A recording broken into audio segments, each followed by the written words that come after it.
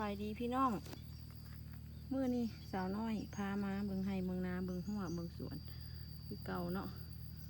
อากาศฝนแดดเมื่อนี้พามาเบิ่งอ่างน้ำไว้แห่งงัวเนาะนี่เนาะ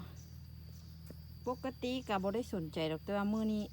มันฝนเนาะมันมาซองเบิ่งเนาะมีเขียดหลายป่ะพี่น้องบ่ได้ตายนี่โอ้ตายตัวนี้นี่เห็นไหมพี่น้องบักหลายๆนะพี่น้องเนาะ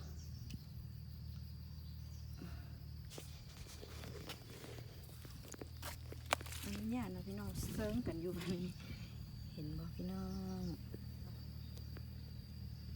กำลังผสมพันธุ์กันเนาะเห็นบ่วางไข่เนาะบักหลายๆเลยพี่น้องเอ้ยดูพื้นคนพี่น้องมันกระไรเห็นบ่มันเหลื่อมแล้ว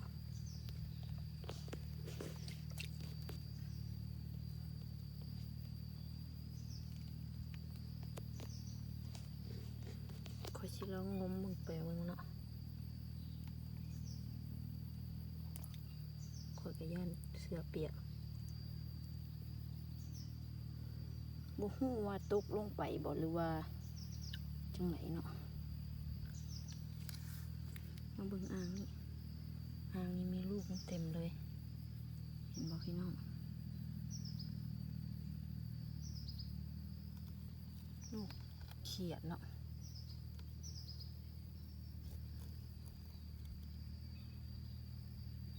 ธรรมชาติแท้ๆพี่น้องบ่ได้เลี้ยงเด้อนี่เด้อ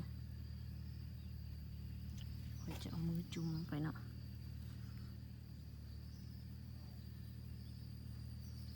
แตกนี่เลยหมดหลายๆเลยพี่น้องเอ้ยเลี้ยงไว้นี่เลยสำหรับพี่น้องนี่บ่ถึงลูกมันบ่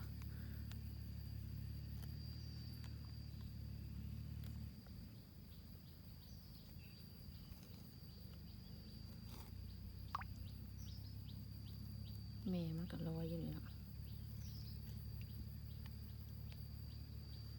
เห็นบ่ลูกมันเต็มน้ำเลย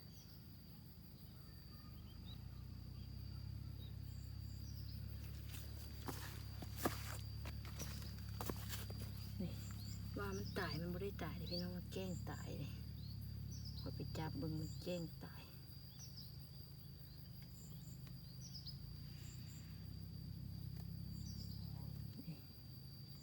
มันแกล้งตายพี่น้อง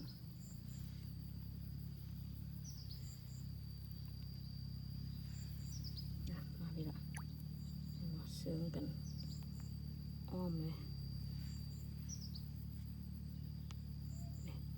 มันแกล้งตายฝากไปทางนี้เด้อความอุดมสมบูรณ์นำความอุดมสมบูรณ์มาให้เบิ่งค่อยบุกินเนาะค่อยจะปลาไว้นี่เลยพี่น้องเลย